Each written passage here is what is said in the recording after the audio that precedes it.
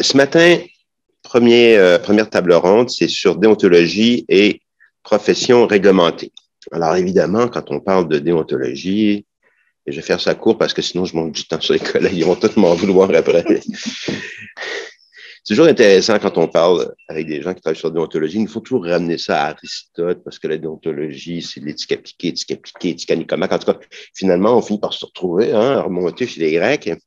Alors qu'en fait, le mouvement déontologique contemporain, parlons ça comme ça, il est assez récent. C'est pas quelque chose qui, on remonte à 30, 40 ans, c'est des choses, la déontologie, c'est quelque chose dont on parlait pratiquement pas à cette époque-là. Et parce que le régime de protection de la profession était généralement plutôt construit sur le secret. C'est en cachant les choses, en fait, qu'on assurait plus ou moins la crédibilité des ordres professionnels et des membres des ordres professionnels, un peu comme dans les corporations médiévales, c'est-à-dire que ça serait là à l'intérieur d'un cercle assez restreint. Et ce qui fait la différence, je dirais, de la déontologie dans le contexte contemporain, c'est vraiment le fait qu'elle s'appuie sur un idéal de transparence qui, d'ailleurs, n'est pas du tout propre à l'activité professionnelle, mais traverse plus ou moins l'exigence démocratique contemporaine. C'est-à-dire qu'aujourd'hui, il ne s'agit pas seulement de proposer quelque chose lorsqu'on dirige ou lorsqu'on a des responsabilités sociales, il faut être capable de les expliquer. Il faut être capable de... Et ça, cette idée de transparence, elle est relativement récente. Elle vient avec beaucoup d'autres mouvements, hein, sur le plan personnel, des exigences par rapport à l'authenticité, par exemple, chez les individus ou chez les politiciens. Ça devient pratiquement un critère. Alors qu'avant, on affectionnait le roublard, ou du moins, on reconnaissait qu'il peut y avoir chez la femme politique d'autres qualités que la seule qualité de la transparence. Et aujourd'hui, on est dans un tout autre registre et on le voit d'ailleurs concernant, je dirais, le contrôle général de l'activité dans les institutions publiques.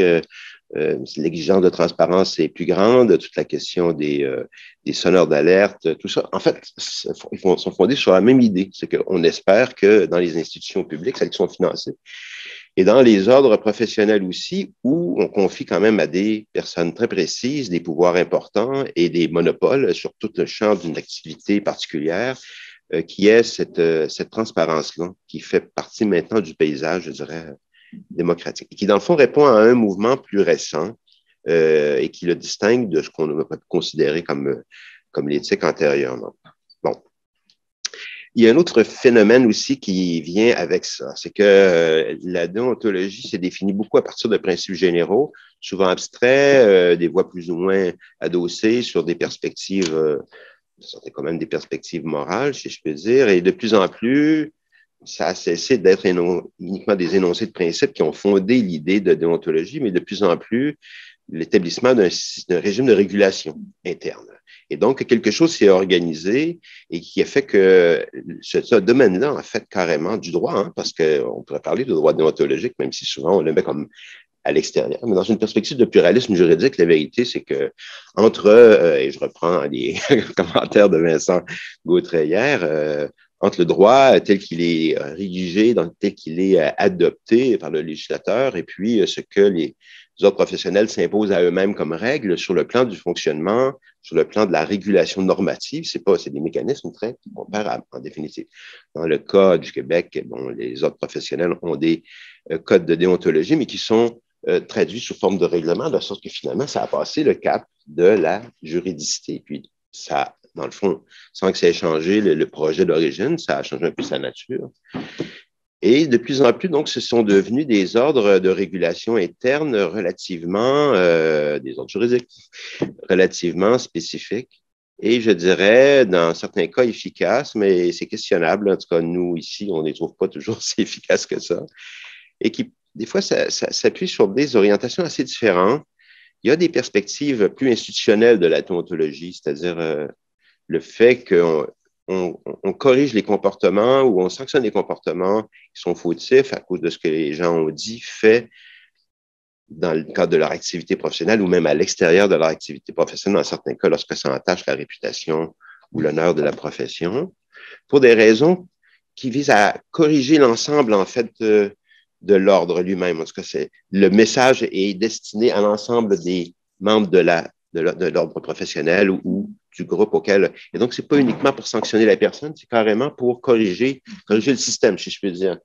Mais il y a aussi d'autres perspectives qu'on trouve ailleurs, chez les juges, par exemple, nous, du côté des juges de nomination fédérale, une perspective plus morale, où on suppose que le juge doit être plus moral que les autres, ce qu'évidemment, je ne souhaite à aucun juge, et puis surtout pas aux gens qui passent devant eux, hein, parce qu'il n'y a rien de pire que de se faire juger par un médecin.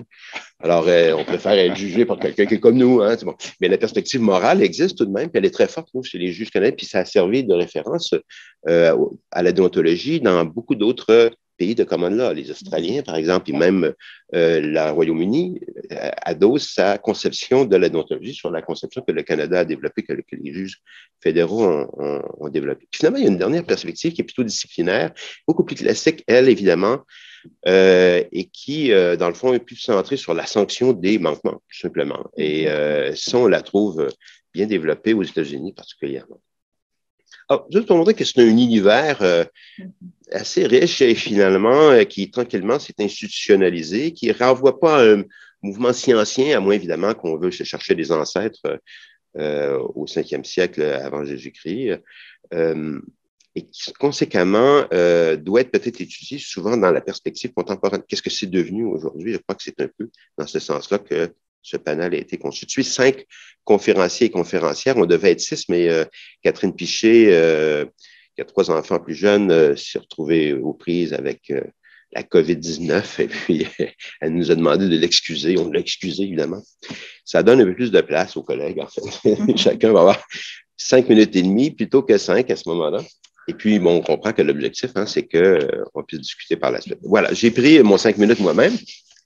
Et puis, je vais céder la parole aux uns et aux autres. On va commencer, si vous voulez, par Laurent Gamet, qui est à l'Université Paris 12. Je me demandais, parce que Paris 12, quel est le vrai nom de Paris 12? C'est Paris-Est Créteil, c'est celle qui est à l'est de Paris. Je rêve de l'appeler l'Université du Levant. Oui, c'est vrai. Plus poétique. C'est un projet. Ça renvoie quand même à tout un imaginaire. Un imaginaire. Hein? Et puis, Laurent Gamet, il est doyen de cette faculté. Je vais présenter rapidement les autres, ça va être plus simple. On va passer à l'ouest. OK, bon, on passe à l'ouest. Alors, Soraya Amrani Miki, qui est professeur à Paris-Nanterre. Et puis, je connais la vice-rectrice, je crois. Non, mais en tout cas, c'est pas grave, on en reparlera tout à l'heure. Elle est directrice du pôle CEDC. As-tu de façon de le dire? Non, pôle justice judiciaire amiable et numérique. Ouais, je me semblait que ça devait être plus facile à dire que ce que c'était écrit. Et puis, bon,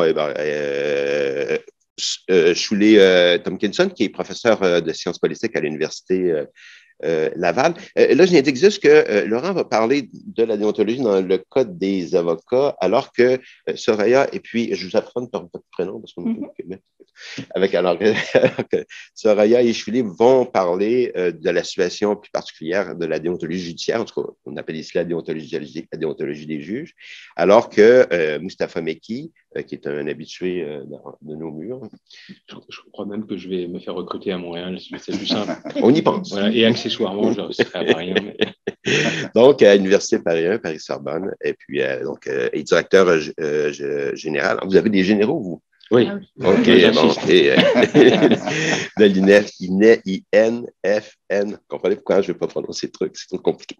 Et puis, Valérie Costanzo, qui est doctorante actuellement à l'Université d'Ottawa, qui vont, pour leur cas, parler plutôt de la déontologie chez les notaires. Alors, ça subdivise un peu les choses. Et puis, ben, on commence par M. Doyen. M. Doyen Gamet, Laurent, avec une présentation sur le cas des praticiens, des avocats. Eh bien, merci beaucoup. Merci à vous pour cette présentation. Merci à Vincent et à tous les organisateurs pour ces journées dont nous avons à présent l'habitude. Alors, parler en 5 minutes de la déontologie des avocats, parce que, outre les qualités professionnelles qui ont été mentionnées, je suis par ailleurs avocat, mais parler de la déontologie des avocats en 5 minutes, c'était un petit peu gageur, et j'ai décidé de me concentrer sur un point qui est d'actualité et qui relève de mes compétences normales des relations du travail, qui est la situation des collaborateurs libéraux et qui sont victimes de discrimination et de harcèlement.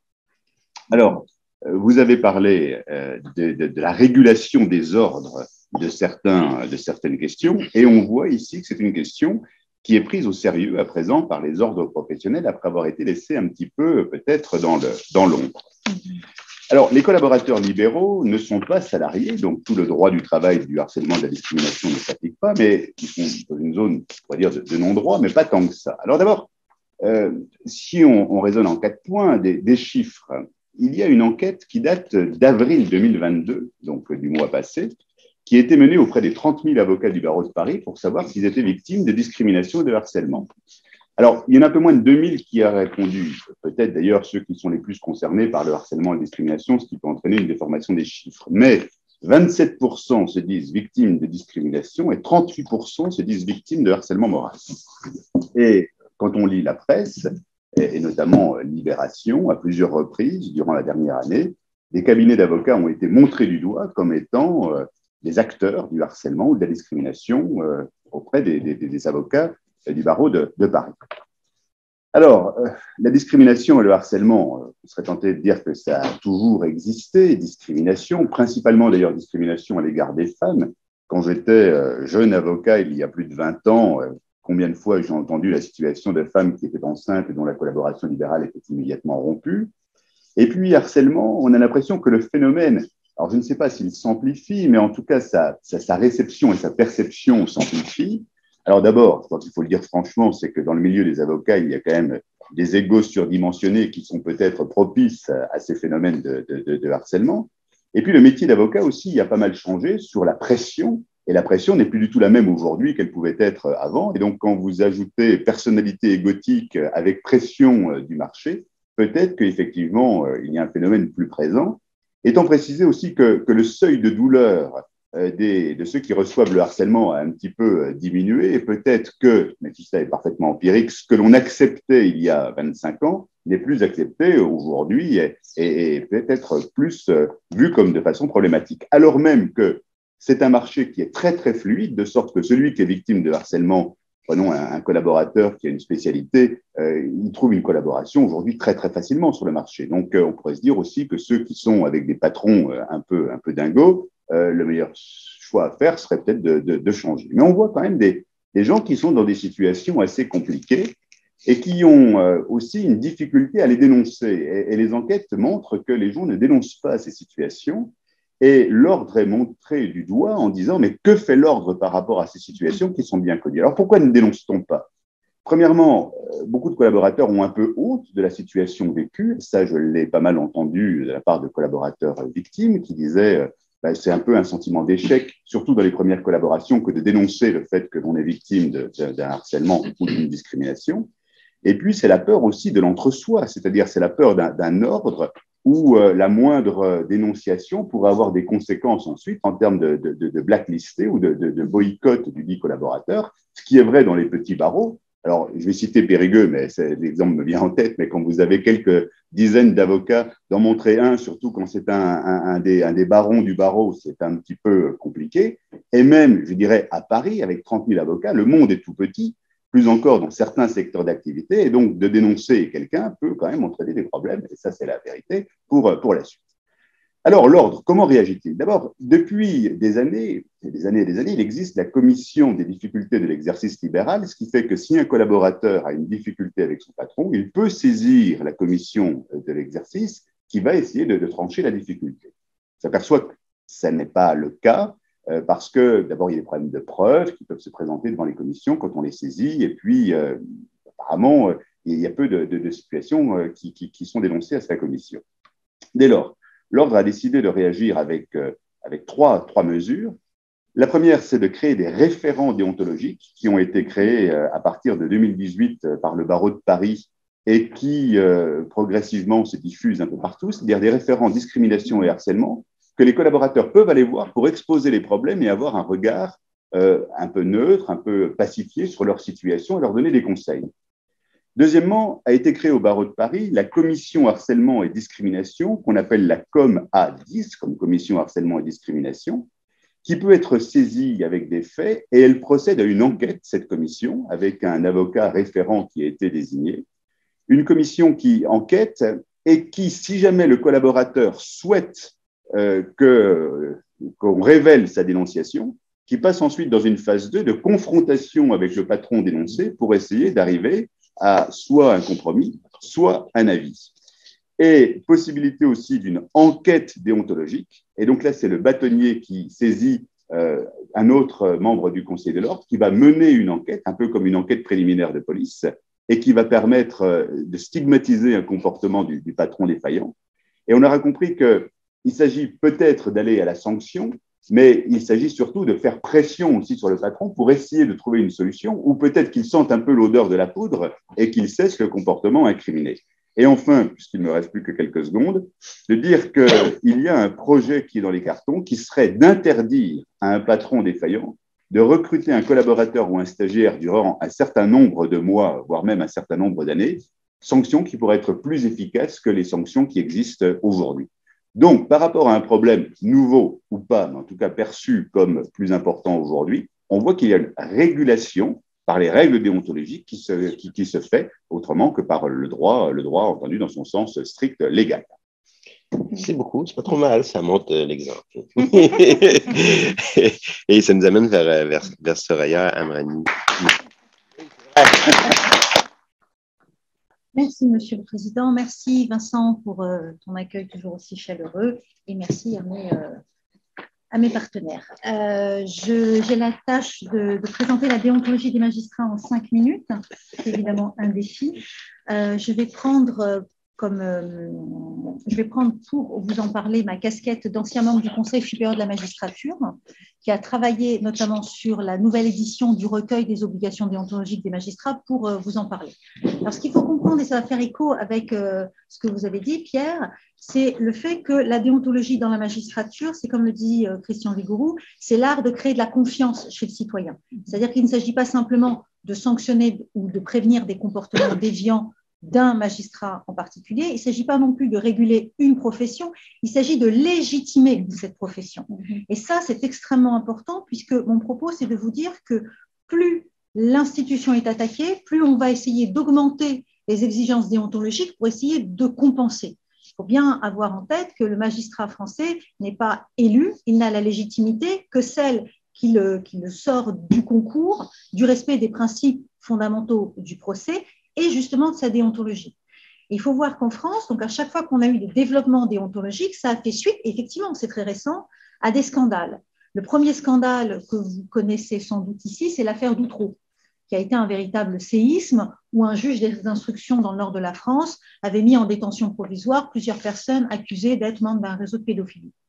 Donc c'est à partir de ce moment-là où on s'est dit, mais comment un jeune magistrat sorti de l'école de la magistrature peut être complètement hyper puissant et mettre des gens en prison. Donc, il fallait donner le change et donc créer des obligations déontologiques. Et c'est à la suite de ce scandale qu'il y a eu la commission Cabane et qu'on a décidé de rédiger, non pas un code, parce que justement, ça n'est pas véritablement du droit et il faut marquer la frontière avec le disciplinaire, mais un recueil d'obligations déontologiques. Là où je vous suis encore, Pierre, c'est le fait que l'idée à l'époque de ce recueil des obligations déontologiques, c'était de poser des principes. Mais c'est un peu comme les principes de Bangalore, qui s'appliquent notamment en Afrique. Ce sont des principes un peu vagues, un peu théoriques. Et évidemment, on va tous comprendre qu'il faut être indépendant, impartial, digne, etc. Mais ce n'est pas très parlant. Donc, ce sur quoi je voudrais insister, c'est 2 points. C'est le travail du Conseil supérieur de la magistrature dans 2 sens. Le premier sens, c'est pour essayer de donner du concret à ces obligations déontologiques.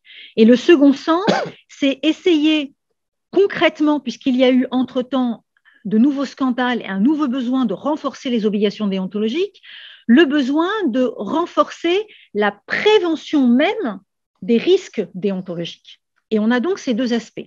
Alors, pourquoi le Conseil supérieur de la magistrature ? Parce que constitutionnellement, il a le pouvoir de prendre des avis sur des questions déontologiques.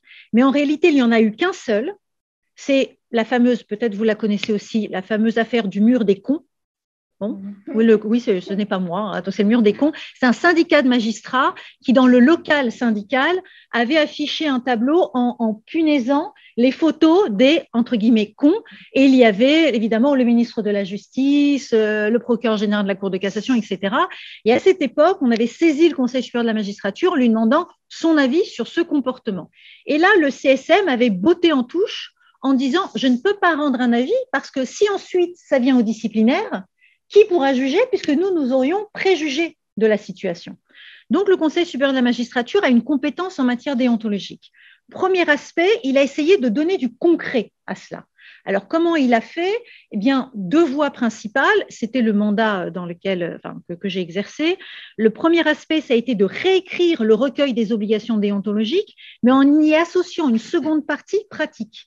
C'est-à-dire que maintenant, dans la seconde partie, vous avez des fiches pratiques qui permettent d'illustrer ce que signifie être indépendant, ce que signifie être impartial.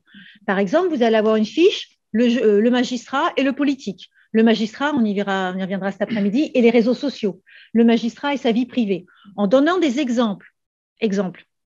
Vous êtes un magistrat, est-ce que vous avez le droit d'aller voter aux primaires qui permettent de sélectionner le candidat socialiste ou républicain? Ça dépend pour qui on vote. Le problème, c'est que justement, ça permet d'illustrer le fait qu'il n'y a jamais de réponse oui ou non de manière ferme, que c'est une méthode et qu'il faut apprendre à raisonner de manière déontologique pour découvrir, n'est-ce pas Pierre, les fameuses balises déontologiques. Donc pour cela, on va dire quoi? Ça dépend. Si je suis à Paris et un peu anonyme, pas de problème. Si je suis à Périgueux, mon cher Laurent, et que je suis dans la ville et que les notables me connaissent, si je vais me déplacer aux primaires socialistes, on va pouvoir m'identifier et là, il y aura un vrai risque. Donc, c'est montrer finalement que c'est une suite de questionnements qu'il faut avoir pour trouver la réponse. Le deuxième point, ça a été la création du SAV, qui n'est pas le service après-vente, mais qui est le service d'aide et de veille déontologique, SAVD. Alors, de quoi s'agit-il? N'importe quel magistrat peut téléphoner un numéro vert de manière totalement anonyme en disant « Voilà, je suis dans une situation et je ne sais pas quoi faire. Par exemple, j'ai besoin de divorcer, je ne sais pas si je peux prendre le cabinet d'avocat du coin. Ce sont des vrais cas que je vous donne, mais je suis en Polynésie française. Donc, évidemment, il n'y a pas énormément de cabinets d'avocats. Si je prends un avocat du cabinet, ensuite, ça va poser des difficultés.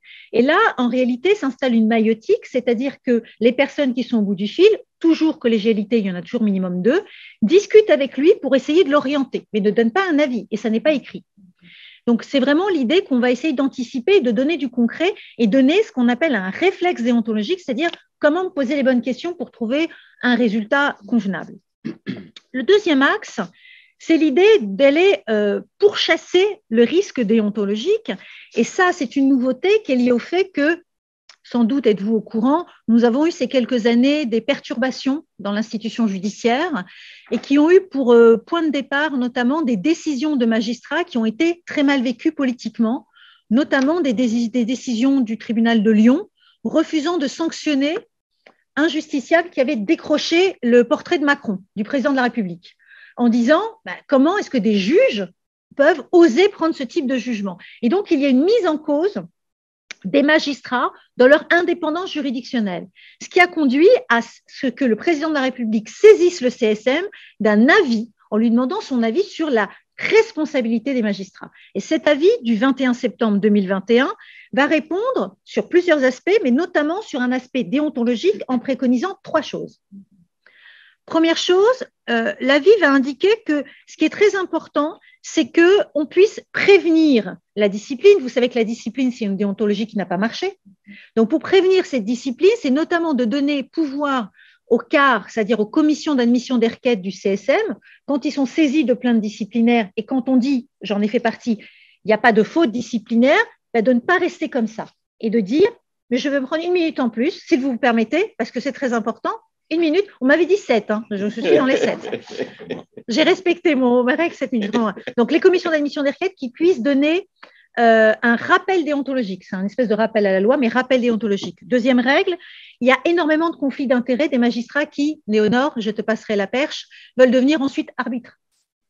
Ou des magistrats qui veulent devenir avocats dans la même discipline. Donc, l'idée de dire que peut-être pendant 5 ans, il pourrait y avoir une zone tampon et peut-être on pourrait faire comme les politiques qui passent par la HATVP, la Haute Autorité de Transparence de la Vie Publique, pour dire magistrat, je vous autorise à être avocat ou arbitre ou telle chose. Et puis, dernière chose, c'est d'étendre l'évaluation des magistrats qui est en France complètement artificielle. Tout le monde est excellent. Bon, certes, nous sommes en France, mais quand même. Et donc, l'idée, c'est d'instaurer l'évaluation à 360 degrés, c'est-à-dire être évalué non pas seulement par son chef de juridiction, mais par ses co-magistrats, etc. Et surtout d'instaurer l'évaluation de magistrats qui ne sont jamais évalués. Et vous savez, ce sont lesquels? Ce sont les magistrats des plus hauts degrés de juridiction. Quand vous êtes à la Cour de cassation au premier président, eh bien là, il y a énormément de difficultés, vous n'êtes jamais évalué. Donc là, il faut aller rechercher les difficultés. Donc pour finir, plus l'institution est mise en cause politiquement, plus il faut donner des gages déontologiques et donc donner du concret, créer un réflexe déontologique et aller pourchasser les risques déontologiques pour qu'ils ne deviennent pas des risques disciplinaires. Merci.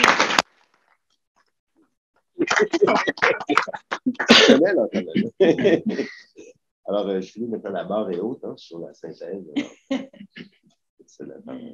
Bonjour tout le monde, je suis ravie d'être ici avec vous aujourd'hui. Dans mon intervention, je vais me concentrer sur les codes de déontologie de juges administratifs au Québec, mais aussi au Canada, mais dans une perspective politique. Un code de déontologie, comme on a entendu, a pour objet d'établir de normes de conduite dans l'exercice d'une profession. Et c'est également le cas pour les juges administratifs. Mais cet objectif, je crois, soulève plusieurs questions. Premier, qui est chargé d'administrer ces normes? Deuxième, qui détient le pouvoir d'examiner les plaintes déontologiques formulées à l'encontre des juges administratifs? Et finalement, par quel processus les plaintes pour manquement à ces normes sont-elles traitées? Et lorsque nous examinons le paysage de justice administrative au Québec et au Canada, on constate qu'en fait, il y a plusieurs différentes réponses à ces questions. Tout d'abord, au Québec, nous trouvons le Conseil de la justice administrative. C'est un organisme de surveillance externe et indépendante, unique au Canada. Il est chargé d'examiner les plaintes déontologiques formulées à l'encontre des membres des tribunaux décisionnels ou tribunaux quasi-judiciaires. Après une décision sur la recevabilité d'une plainte, un comité d'enquête constitué de 3 membres du Conseil de la justice administrative examine le bien fondé de la plainte en convoquant la plaignante et le juge qui fait l'objet de plainte et puis leur procureur, si c'est admissible. Et le comité d'enquête ensuite rédige son rapport et ses conclusions motivées. Le cas échéant, le Conseil indique également ses recommandations quant à sa sanction. On a parlé de l'importance de la transparence, la confiance du public. Donc, les informations sur qui a déposé la plainte, contre quel juge administratif et quel a été le résultat sont divulguées sur le site web du Conseil de la justice administrative. Et je sais qu'en France, en fait, vous avez le Conseil supérieur des tribunaux administratifs et cours administratifs d'appel, mais je n'ai pas très bien saisi si ce conseil a un pouvoir d'enquête quant au juge administratif ou non. Je vais vous entendre là-dessus après. Ensuite, dans plusieurs tribunaux fédéraux, plusieurs tribunaux administratifs fédéraux, comme le tribunal de la sécurité sociale, par exemple, ce processus de traitement des plaintes est beaucoup plus informel. C'est le président ou le vice-président du tribunal qui s'occupe de l'examen de la plainte et aucune information sur les plaintes spécifiques n'est divulguée au public.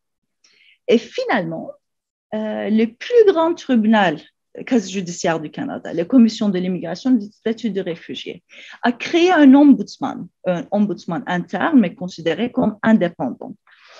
En 2020, le bureau mène des enquêtes sur les plaintes déposées contre ces commissaires, on ne les appelle pas le juge administratif, mais commissaires, pour déterminer s'il y a eu un manquement au code de déontologie de la commission.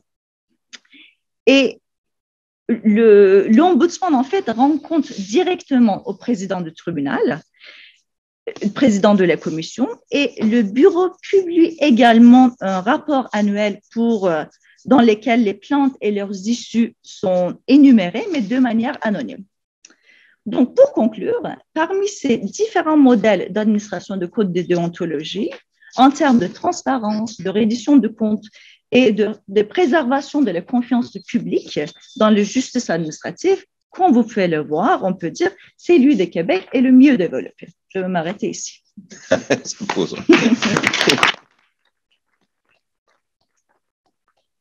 On a parlé des avocats, on a parlé des juges, maintenant on va parler des notaires. Alors, Stéphanie, vous êtes le premier à intervenir sur ce thème.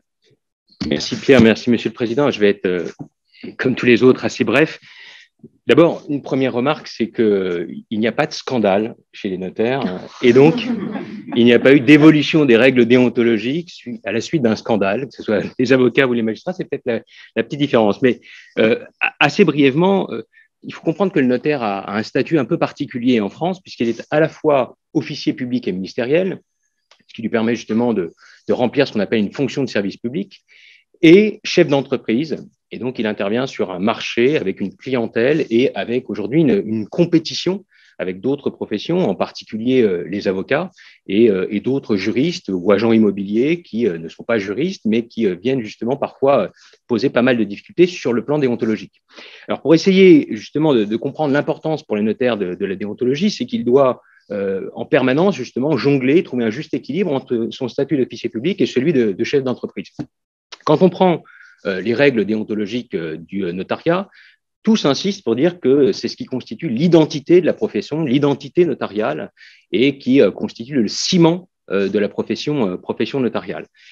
En la matière, les textes datent du début des années 70 et qui se formalisent aujourd'hui par le règlement national des notaires et puis le règlement intercourt dans l'hypothèse où vous auriez des problèmes de déontologie entre des notaires qui appartiennent à des ressorts différents. D'accord ?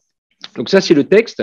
Et pour essayer justement très rapidement, en quelques minutes, de voir l'ensemble des difficultés qui se rattachent aux règles déontologiques, je vais procéder en 3 temps qui correspondent finalement à 3 aspects de la profession et des problématiques déontologiques, des aspects plus institutionnels, des aspects professionnels et d'autres aspects plus personnels. Sur le plan institutionnel, il y a actuellement une très grosse réforme qui est intervenue notamment par une ordonnance du 13 avril 2022 qui a réformé la déontologie et la discipline de tous les officiers publics et ministériels, ce qui est vu par certains comme le début d'une sorte d'uniformisation, le début d'une création d'une grande profession des officiers publics et ministériels.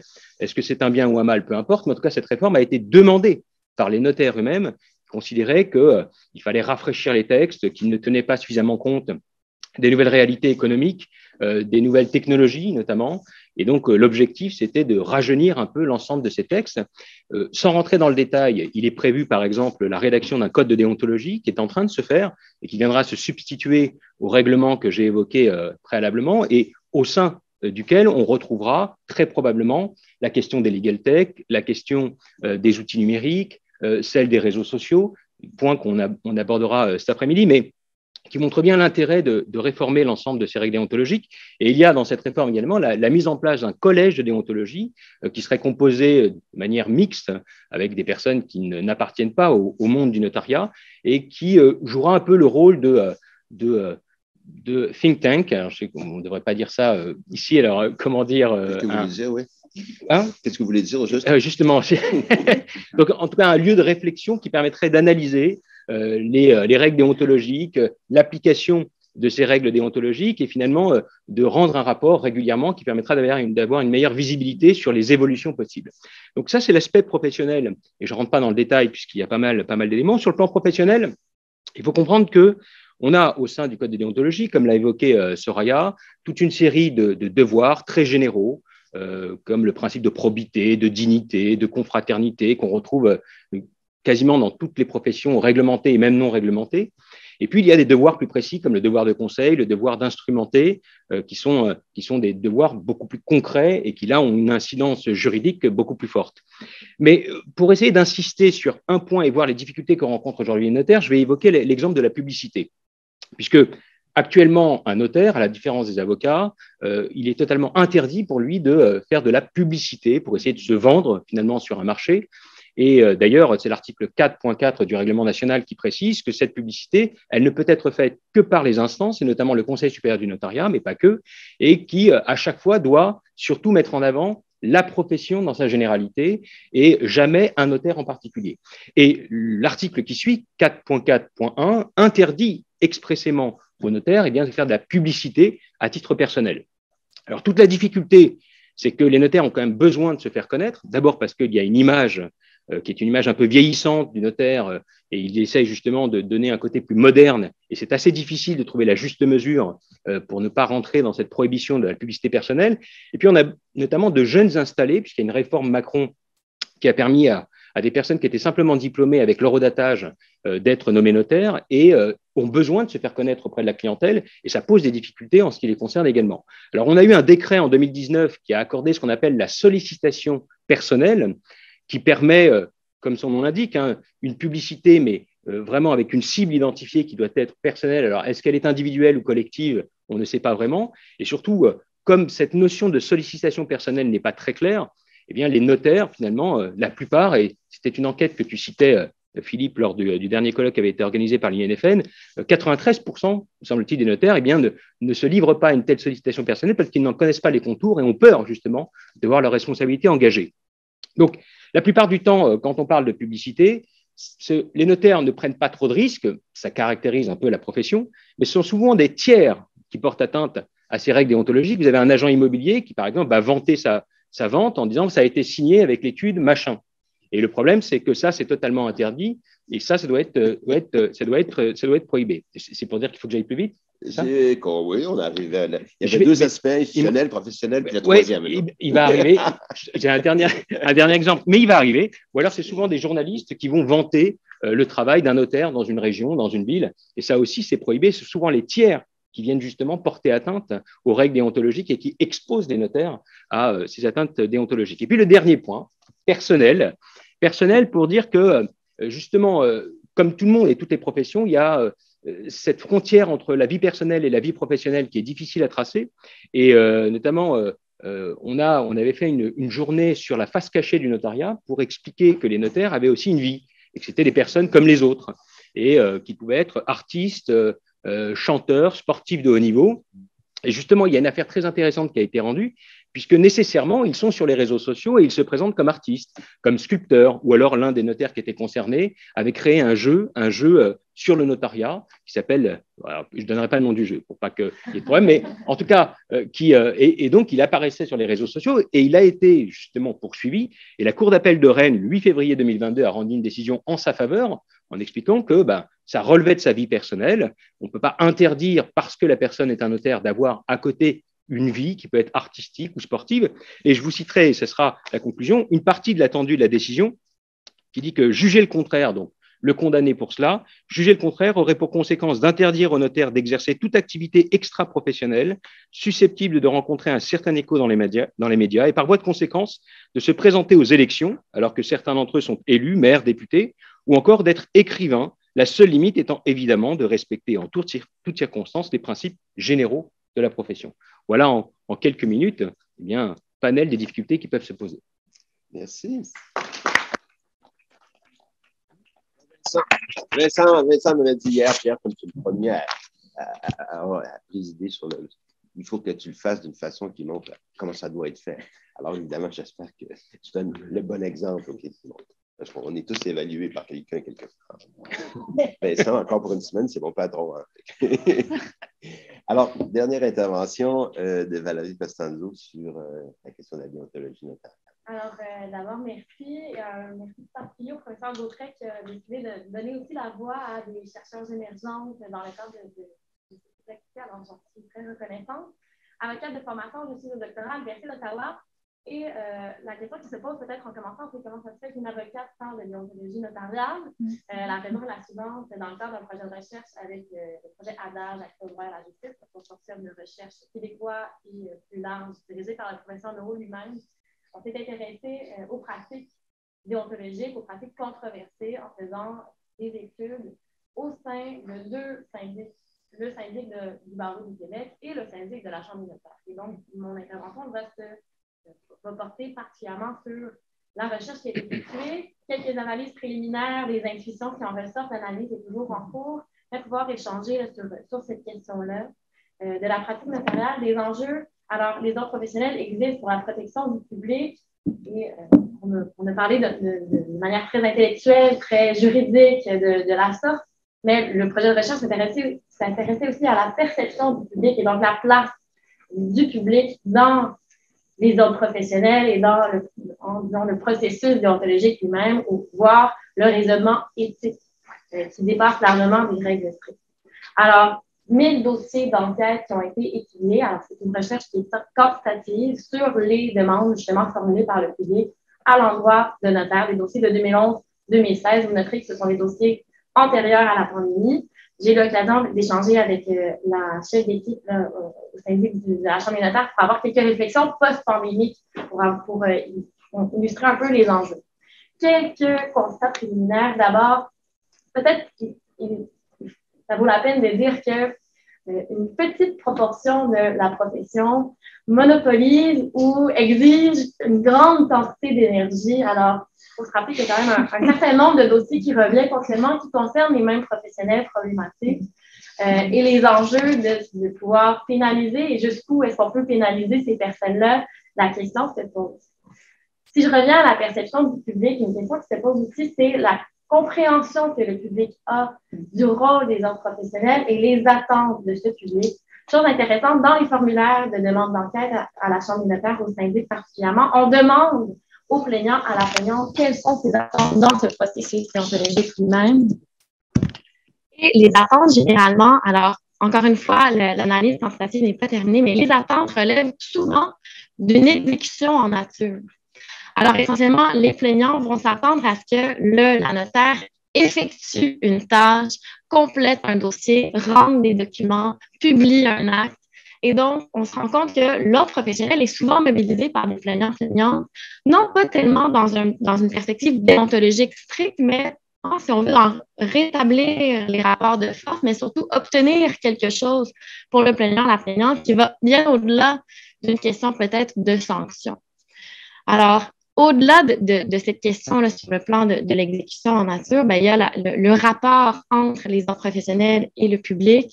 Et je pense qu'à travers tout ça, il y a évidemment une question d'éducation citoyenne, du rôle des notaires, du rôle du syndic. Combien de demandes sont écartées parce qu'elles sont de nature, par exemple, des tarifs de notaire, alors que ce n'est pas le rôle lui-même du syndic d'évaluer la justesse précise des frais eux-mêmes et peut-être la communication de ces frais et ainsi de suite. Alors, au-delà de ça, si je reviens à cette question de la pandémie et quel impact est-ce qu'elle aura eu sur les pratiques déontologiques, alors, quelques impressions de la chef d'équipe, c'est en fait la nature des demandes n'a pas tellement changé.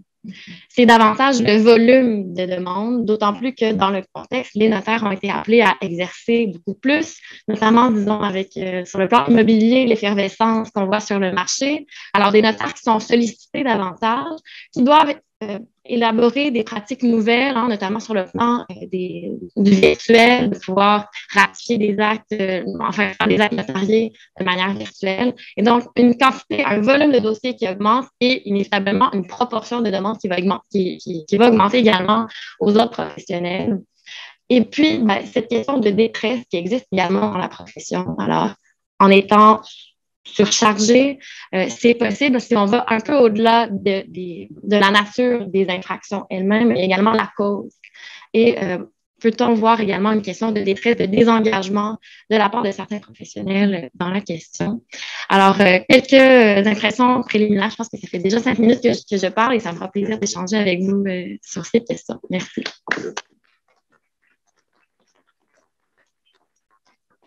C'est un grand succès d'horloge.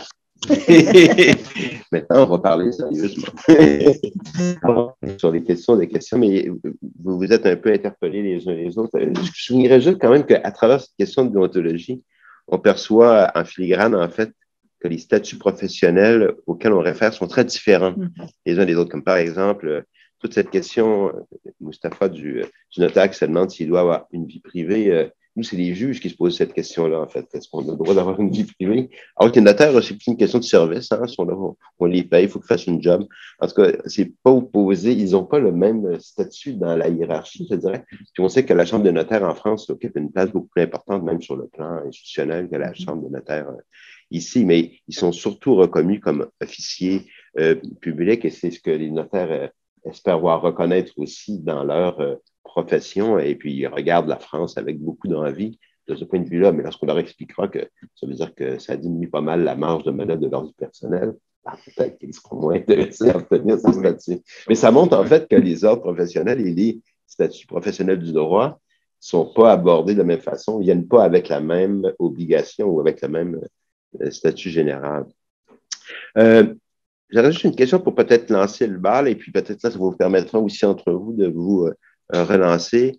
Est-ce qu'on peut dire, est-ce que c'est raisonnable de prétendre qu'il y a comme une accélération il y a une augmentation du niveau des préoccupations déontologiques?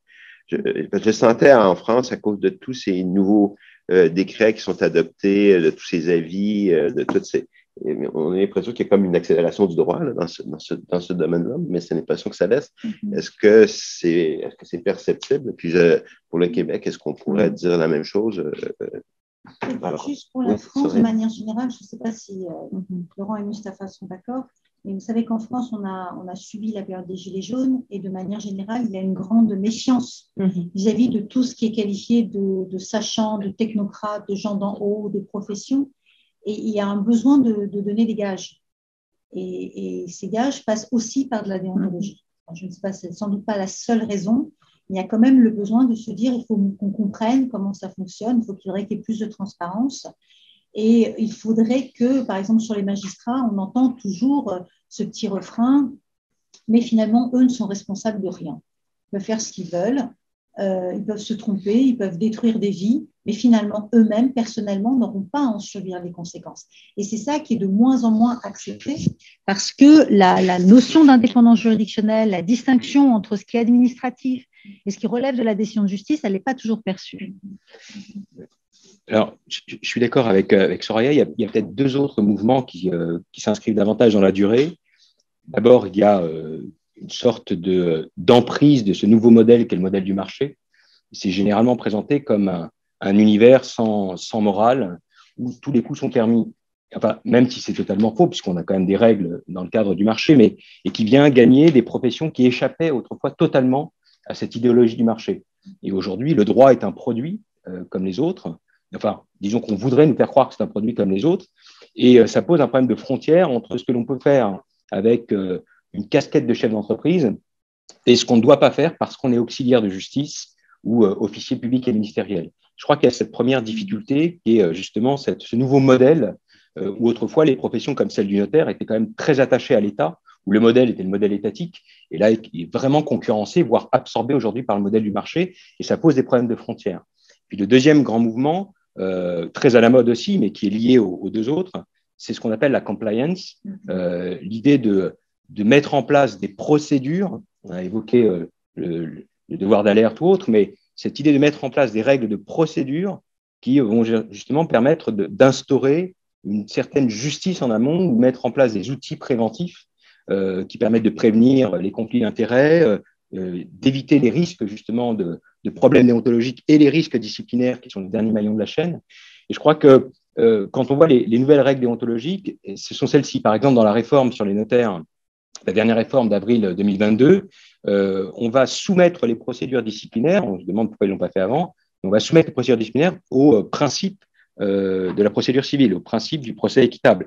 Impartialité, contradictoire, publicité, l'utilisation de la vidéo, tout ça a été dit expressément. Ce n'est pas évident puisque les procédures de récusation en procédure civile ne sont pas soumises aux garanties du procès équitable. C'est-à-dire que si on veut récuser un magistrat, la procédure n'a pas à respecter l'article 6 de la Convention européenne des droits de l'homme. Donc, ça n'était pas évident. Ça ne pousse pas égal. Oui. C'est ça, exactement. Voilà, donc, mais c'est un peu en complément de ce que disait Soraya. Effectivement, mais c'est un peu ce que je disais également en fin de compte, c'est que les besoins accélèrent et finalement les professions ont la difficulté à s'adapter. C'est ce qu'on voit notamment sur le plan de la pratique notariale. Et je pense aussi que ça va être intéressant de de surveiller. Il y a toujours, dans les 5 premières années de la pratique, il y a toujours un certain nombre de personnes qui quittent la profession. Ça a toujours été connu. Est-ce que ce nombre va augmenter? Est-ce que la profession va être capable de retenir ces nouveaux professionnels pour être capable d'effectuer cette profession-là et de s'y sentir suffisamment outillés, pas seulement sur le plan déontologique, mais également sur le plan bien pratique de la chose. Alors, ça, je pense qu'il y a quelque chose à tenir sous l'œil. Et ça touche un peu la question du marché dans une petite perspective. Du côté des avocats, la déontologie a vraiment toujours été au cœur de l'exercice de la profession parce que c'est une profession de combat et donc ce combat ne peut se mener sans des règles. Et les règles sur lesquelles nous vivons sont des règles séculaires. Elles n'ont pas fait l'objet d'évolution ces dernières années. Les problèmes sont peut-être nouveaux, mais sont toujours réglés par des principes généraux, principes de délicatesse, de confraternité, etc. La déontologie est très importante au moment de la formation, c'est-à-dire que ceux qui sont à l'école du barreau apprennent, c'est la principale chose d'ailleurs qu'ils apprennent, qui est la déontologie. Et ensuite, tout au long de l'exercice, et notamment avec les plus jeunes collaborateurs, il y a un temps qui est consacré à la déontologie dont on ne mesure pas forcément quand on n'exerce pas la profession. Par exemple, en tant que doyen ou professeur, il n'y a pas un jour, c'est pas fréquent que je m'intéresse à la déontologie du métier. On en parlera cet après-midi tout à l'heure avec Bernard.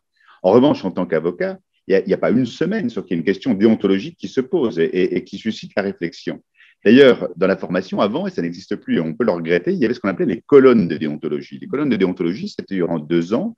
Les collaborateurs, par ordre alphabétique, donc des colonnes, devaient suivre une demi-journée avec un membre du Conseil de l'ordre pour parler déontologie et ensuite dans l'exercice professionnel. Et la déontologie, c'est vraiment très, très important pour le métier d'avocat parce qu'une fois encore, comme il y a des tensions qui sont quand même permanentes, s'il n'y a pas de déontologie, ça peut vite devenir n'importe quoi. Mais je n'ai pas l'impression qu'il y a plus de déontologie.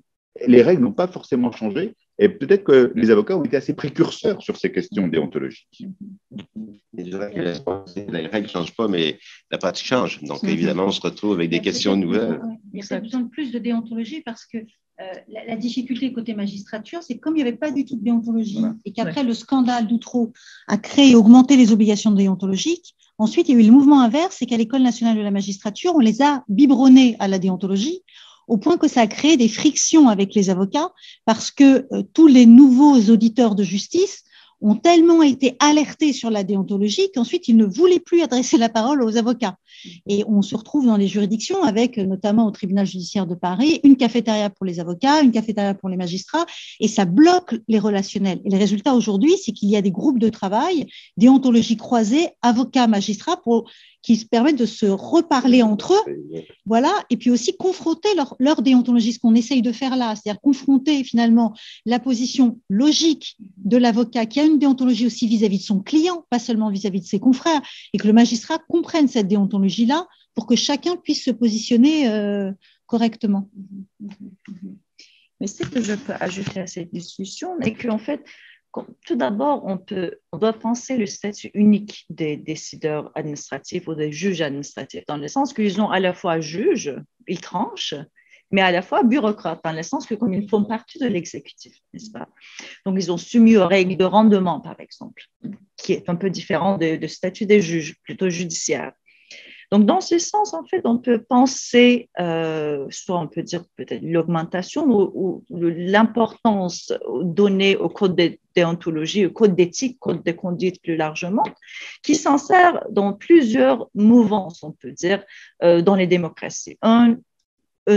L'importance de donner un espace plus important aux citoyens, une participation, un engagement du public.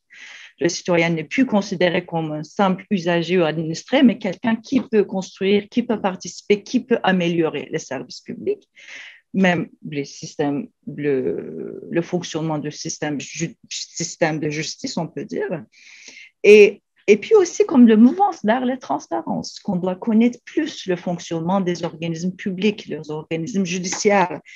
Et puis aussi, c'est très lié à ces soucis de comment augmenter de nouveau la confiance du public envers le secteur, confiance du public envers le secteur public.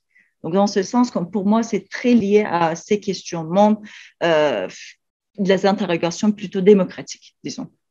L'augmentation de la légitimité de l'usager. Exactement. Qui conduit à une augmentation de la demande quant à la légitimité de l'institution ou de la profession. Vous avez quelque chose à ajouter sur la question de la formation? Oui, parce que alors, dans le cadre du notariat, uniquement le notariat, la déontologie, elle est parfois enseignée en 5e année de droit dans le master de droit notarial. Et sinon, elle est enseignée pour ceux qui sont au sein de l'INFN dès les premières semaines de la formation. Donc, c'est vraiment considéré comme étant, il y a l'acte authentique d'abord, si on faisait une hiérarchie, l'acte authentique, et ce qui me semble étrange. Hein. Et ensuite, il y a la déontologie. Moi, je mettrais la déontologie et l'acte authentique, mais pourtant, c'est présenté. C'est produit avant la pratique. C'est ça. Ça me semble un peu étrange, mais en tout cas, c'est présenté comme ça. Mais simplement, le débat, je pense, aujourd'hui, il va bien au-delà, c'est de se demander s'il ne devrait pas y avoir une déontologie des juristes, et ça, c'est quelque chose qu'on évoquera, à mon avis, tout au long de la journée, hein, ce sont les universités maintenant qui s'interrogent sur la nécessité d'enseigner la déontologie alors peut-être pas les premières années, mais lorsqu'on est en 3e année, en licence 3e année ou en première année de master, où on ne devrait pas ici commencer à sensibiliser l'ensemble des juristes avant qu'ils rentrent dans leurs écoles professionnelles à une sorte de déontologie universelle, ce que tu évoquais tout à l'heure, Laurent, c'est-à-dire que le principe de probité, de confraternité ou de loyauté, d'humanité, qui viendrait contester.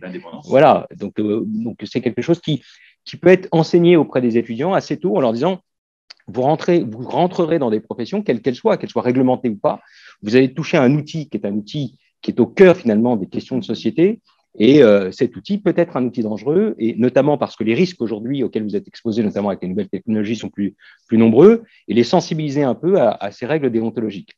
Alors, certains disaient qu'il faudrait aller plus loin et créer une grande école de la profession juridique en réunissant l'ensemble des professions réglementées. Alors, c'est un autre débat, mais au moins enseigner la déontologie et l'enseigner davantage dès les premières années de droit, c'est quelque chose qui est recherché. Juste pour poursuivre, il y a ce débat en France, mais ça relance un autre débat qui est de dire quel est le rôle de l'université par rapport au rôle des écoles professionnelles. Et le débat, c'est de se dire est-ce que c'est à l'université de présenter la déontologie ou est-ce que c'est aux écoles professionnelles?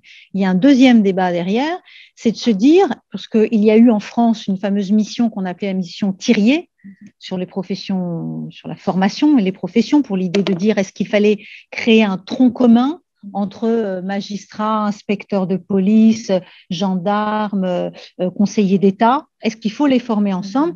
Et la question, c'est de se dire, est-ce qu'il ne faut pas d'abord travailler son positionnement professionnel, sa propre déontologie, et ensuite, dans un second temps, faire des troncs communs et des réunions croisées pour confronter les déontologies les unes avec les autres. En gros, c'est est-ce qu'on travaille sur du commun et ensuite les spécificités, ou est-ce qu'on doit d'abord assurer son ADN, son identité professionnelle, sa déontologie, et ensuite aller la confronter avec les autres. Ça n'est pas à régler encore. Pour l'instant, il n'y a pas de déontologie à l'université, et pour l'instant, chacun en fait de son côté, même s'il y a des groupes de travail croisés. Le problème qui va se poser, c'est qu'est-ce qu'on enseigne, comment on l'enseigne. Là, je viens de terminer une enquête, et il y en a une autre qui est en cours chez les notaires, où on fait des entrevues. La première enquête dont parlait Valérie, c'est une enquête sur les dossiers. Puis celle qu'on mène actuellement, c'est sur l'entrevue. Bon. Et puis, c'est très intéressant parce que notre intuition au départ, c'est que les règles de déontologie sont mises en tension avec la réalité concrète, quotidienne de la pratique. Et finalement, c'est souvent ce qu'on sort de ces entrevues-là. Là. C'est-à-dire qu'on la première chose qu'on se fait dire, ah oui, mais déontologie, immédiatement, réponse immédiate, parce que tout le monde, écoutez, on va vous expliquer comment ça fonctionne. C'est-à-dire qu'on arrive très rapidement avec les exigences concrètes, c'est la question du marché, mais c'est la question du rapport avec le citoyen, les clients, avec le juge. On va vous expliquer comment ça fonctionne.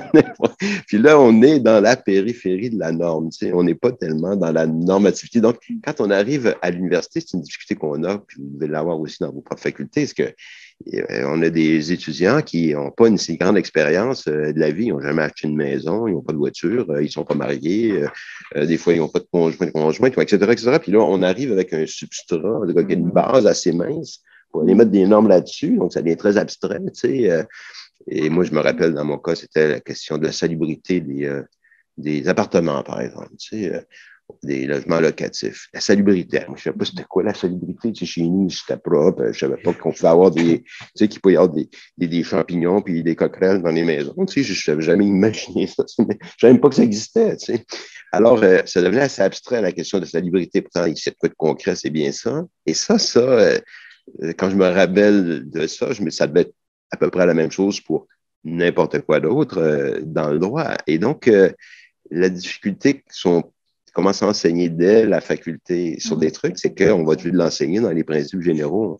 Et puis, lorsqu'ils vont arriver à la pratique, ils vont être dans la même situation que les praticiens qu'on interroge là, puis qui disent, écoutez, je vais vous expliquer comment ça marche, puis c'est là que ça rentre en tension. Il y a une question là, pas facile là, pour savoir qu'est-ce qu'il faut enseigner. Il faut enseigner de la déontologie. Oui, surtout qu'il faut vraiment voir la réalité concrète. On a eu des décisions là, récentes du Conseil supérieur de la magistrature qui a refusé de sanctionner des magistrats qui, pendant, je crois, 4 ans, n'avaient jamais travaillé un dossier d'instruction. Et ce qu'ils ont dit, c'est qu'en fait, quand on regarde ce qu'elle faisait, elle est arrivée avec 600 dossiers, elle a fait ce qu'elle a pu, elle a dû hiérarchiser, donc il n'y a aucune faute. Donc là, on est dans le disciplinaire, mais même déontologiquement, elle ne pouvait pas faire autrement. Et c'est pour ça qu'on ne peut fonctionner que par questionnement. On ne peut faire de la déontologie qu'avec des cas pratiques et avec des questionnements sur la réalité concrète et forcer les gens à se poser les bonnes questions. Donc, pour moi aussi, je trouve qu'à l'université, ça marche pas. Hein, la déontologie commence à avoir du sens. Il s'agit de discuter qu'est-ce qu'elle implique. C'est le transsystémisme de Jean Guy Bellet appliqué à la déontologie, en fait. Ben oui, c'est vrai. C'est une question de. Enfin, c'est une question de matérialisation du droit. Ce sont des catégories plus vétériennes. Et par exemple, on le matérialise, là, on parle des normes déontologiques, quand on peut les matérialiser concrètement dans une situation où il y a des vraies conséquences pour des vraies personnes, y compris la possibilité ou pas de gagner sa vie pour un praticien, c'est là qu'on parle du marché. Mais, parce que là, on peut peut-être pas faire l'économie de ça, de dire, par exemple, il faut réintégrer la déontologie dans une perspective qui inclut toutes les professions potentiellement. Là, ça, c'est possible là, sur le plan intellectuel et juridique que si on réintègre toute la question du droit et de l'État. C'est-à-dire qu'on vous êtes dans un office particulier, là, tout autant que vous êtes. Et vous n'êtes pas, à la limite, vous n'êtes pas dans la société civile, parce que vous participez, en fait, au projet de l'État en tant que système régulatoire central des sociétés. À partir du moment où on fait ça, là, oui, on peut commencer mais là, ça fait d'eux, évidemment, une classe complètement des citoyens complètement à part. On a eu parfois le problème avec les juges, leur dire, comme j'ai souvent dit à des forums de juges, je fais ça pour m'amuser. Je l'ai encore fait à la cour d'appel cette semaine. Je dis, vous savez, les juges sont des gens comme tout le monde. Hein? Alors là, il y a toujours des mouvements de toge en ce temps-là dans la salle des juges. Puis après ça, je dis, parce que qui c'est qui voudrait être jugé par une machine? Ah oui, c'est vrai, hein, ça. Alors, ils veulent pas être jugés. Il ne faut pas être jugé par des machines. Donc, il y a tout un. Il y a quelque chose de même, il faut ramener à la dimension réelle et sociale et pour répondre un peu aux exigences que les gens ont en disant, ben oui, nous, les juges, il faut qu'ils nous comprennent là, la vie qu'on vit. Puis les gilets jaunes il y a quand même quelque chose qu'il faut lire là-dedans. Les gens avaient compris, les mouvements technocratiques. Ils sont peut-être fatigants, mais ils n'ont pas tous tort non plus. Hein? Donc, il y a quelque chose à. Alors, plus on consacre le caractère complètement spécifique de la fonction juridique, plus au fond, on les place à distance du mouvement réel de la société. Et puis, il y a un autre risque. C'est peut-être on pose des problèmes pour lesquels il n'y a aucune solution. Mais on est à l'université. Il y a peut-être moins de règles qu'il y a nombre, mais les questions déontologiques, les questions éthiques sont beaucoup plus nombreuses.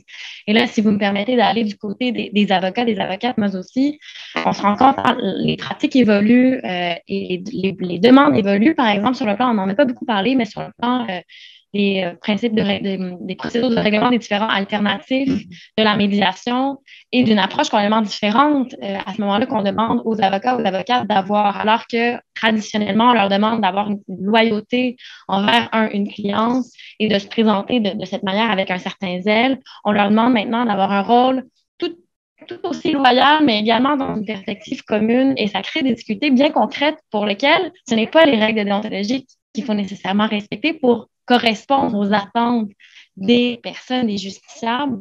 Et je pense à ce moment-là, le nombre de questions est vraiment innombrable.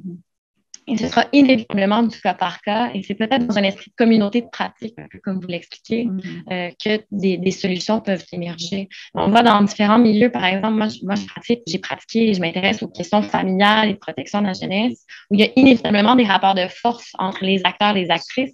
Dans un contexte de protection de la jeunesse, on veut favoriser la médiation, par exemple. On demande aux avocats et aux avocates de faire des démarches pour aller de l'avant avec ce contexte-là, mais dans des rapports de pouvoir où est-ce qu'il y a une institution étatique, la direction de la protection de la jeunesse, des services de protection de l'enfance, va être en lien. Comment est-ce qu'on marie les rôles de chacune avec les objectifs, avec les inégalités sociales qui s'y présentent? Encore une fois, plus de questions que les règles déontologiques permettent de répondre dans la pratique. Je m'intéresse énormément au mode amiable de résolution des différends. Moi j'ai quand même le sentiment que, par exemple, l'indépendance de l'avocat, l'impartialité, la compétence, c'est-à-dire je ne vais pas dans un mode amiable si je n'ai pas été formée.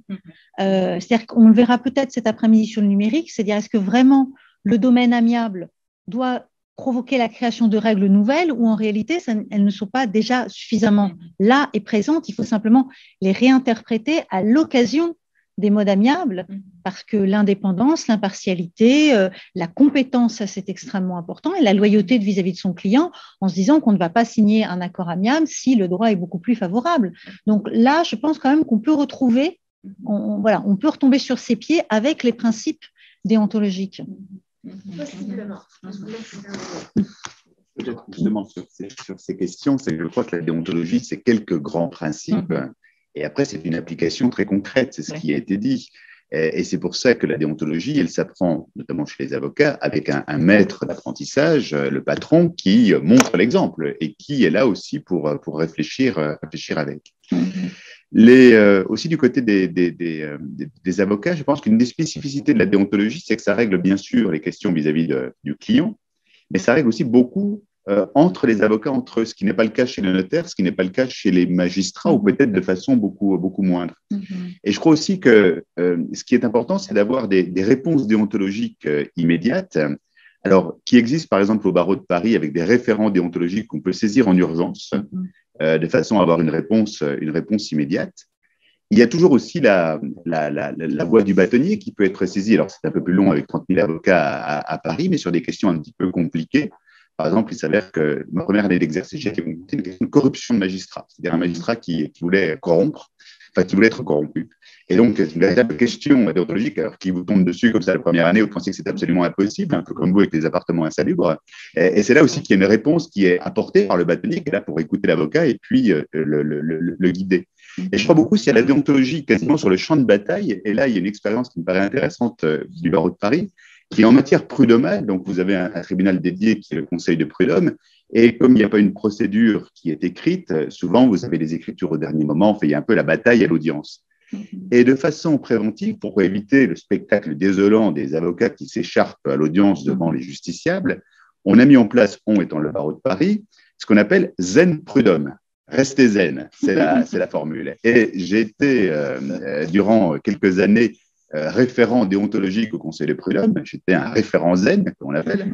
Et donc, c'était de la déontologie appliquée, c'est-à-dire qu'il y avait un petit bureau qui était au tribunal, et les avocats, quand ils commençaient à s'embrouiller sur des questions déontologiques, eh bien, venaient voir le référent qui avait le statut de délégué du bâtonnier, et donc, de mal lui parler, c'est comme mal parler au bâtonnier. Et donc, on faisait d'abord retomber la pression, parce qu'il n'y a pas plus énervé que deux avocats en conflit. Je ne lui parle même pas, ne me parlez pas comme ça, etc. Tout de suite, ça devient les drama queens dans le box. Et on fait retomber, et c'est là que les règles déontologiques aussi interviennent pour dire, mais attendez, en faisant cela, vous vous rendez bien compte que vous manquez au devoir de délicatesse, de confraternité, etc. Et essayer de trouver une solution, de la construire ensemble. Et ça marche vraiment quasiment dans 100% des cas pour arriver à l'audience en disant on a réglé entre nous la question, voilà l'avis que le délégué du bâtonnier transmet au président de la juridiction qui n'est pas tenu de le suivre, mais dans 100% des cas, le président de la juridiction suit l'avis du délégué du bâtonnier qui a permis de… Et c'est de la déontologie, mais vraiment appliquée sur un coin de table, dans un box, et ça, je crois beaucoup à cette déontologie comme ça, rapide, la réponse rapide de déontologie. Merci. J'ai quelque chose à dire. En fait, Soraya avait fait une observation extrêmement importante dans son intervention initiale, comme plus que... Une ou deux. plus, pour moi. Plus l'institution est attaquée, plus on a tendance à augmenter les règles déontologiques. Mais je crois également que l'institution peut évoquer les règles déontologiques pour rendre ces décideurs ou les contextes internes inaccessibles aux autres. Ce que je veux dire par cela, quand j'avais commencé ma thèse, mon terrain sur la commission de l'immigration et des statuts de réfugiés, je voulais observer les audiences de réfugiés pour savoir en fait comment on établit des faits, comment on évalue la crédibilité des demandeurs d'asile. Une règle qui m'a été évoquée régulièrement était en fait des règles déontologiques, insistant sur le fait que les commissaires ne peuvent pas vous donner l'accès à la salle d'audience ou ils ne peuvent pas vous parler de leur travail parce que c'est confidentiel. Et donc, dans ce sens, mais finalement, j'ai réussi à le faire par l'entremise des avocats et tout ça. Mais l'institution peut évoquer les règles déontologiques pour rendre la recherche empirique impossible. Vous avez parfaitement raison. C'est ce que j'essaie de dire tout à l'heure, c'est l'hypothèse où la déontologie, en fait, se renverse et crée elle-même de nouvelles difficultés lorsqu'elle est parfois utilisée par les magistrats, ce qu'on a ressenti en France, comme le moyen de se renfermer et de se dire « je ne dois pas risquer d'apparaître partial ou d'apparaître dépendant, donc je me renferme, je mets des distances ». Et là, en réalité, ça creuse un écart important avec les autres professionnels du droit et éventuellement avec les justiciables. Et ça, c'est vraiment des effets pervers de la déontologie qui sont absolument calamiteux. D'où l'intérêt ensuite de faire des déontologies croisées pour essayer de mieux expliquer. Mais je pense que c'est quand même un mouvement de balancier. C'est-à-dire qu'il n'y avait rien, il y a eu trop, et maintenant, on essaye de rechercher l'équilibre. Il y a un phénomène, c'est qu'un certain nombre de professions travaillaient seules auparavant et limitaient le nombre de partenaires. Et aujourd'hui, je prends l'exemple des notaires, notamment avec le phénomène de déjudiciarisation où on confie aux notaires bien des fonctions qui étaient autrefois assurées par le juge, il est amené davantage que par le passé à travailler, notamment avec des avocats. Et là, ça peut poser des difficultés de conciliation de règles déontologiques ou alors d'autres professionnels qui viennent du marché. Alors, on parlera des legal tech, par exemple. Il y a aussi les agents immobiliers ou d'autres, et qui fait qu'ils se retrouvent à mettre à l'épreuve ces règles déontologiques qui viennent être confrontés à des professionnels qui n'ont pas de règles déontologiques ou qui en ont d'autres qui ne sont pas parfaitement compatibles. Et ça, c'est une nouvelle difficulté. Et on le verra, et je crois que Philippe évoquera cette question sur les sociétés pluriprofessionnelles, qui est un sujet qui illustre bien justement cette rencontre, cette confrontation des règles déontologiques. Et ça, c'est une nouvelle difficulté. Et je crois que le mouvement, justement, s'est accéléré. C'est le fait qu'il y ait plus de contact entre des professions réglementées et d'autres professions qui met à l'épreuve les règles déontologiques et qui oblige non pas à en créer des nouvelles, mais à les penser autrement, à les adapter, à les rendre plus souples, plus flexibles en fonction des questions qui se posent. J'aime bien ce... Dans le milieu autochtone, il y a le bâton de parole, puis là, nous, on se passe le bâton de parole d'une certaine façon ici. Alors, je veux remercier tous ceux qui ont participé à cet échange, mais particulièrement les conférencières, là, Laurent Jamet, Soraya Amrani, Meki Choulé Tompkinson, Mustafa Meki, et puis Valérie Constanzo pour ce qu'ils ont présenté, mais aussi pour l'avoir surenchéri sur leur propre propos, là, et puis je pense qu'on a poussé quand même assez loin. Puis on a plus de problèmes maintenant qu'au début, mais au moins on est capable de les nommer. Merci beaucoup.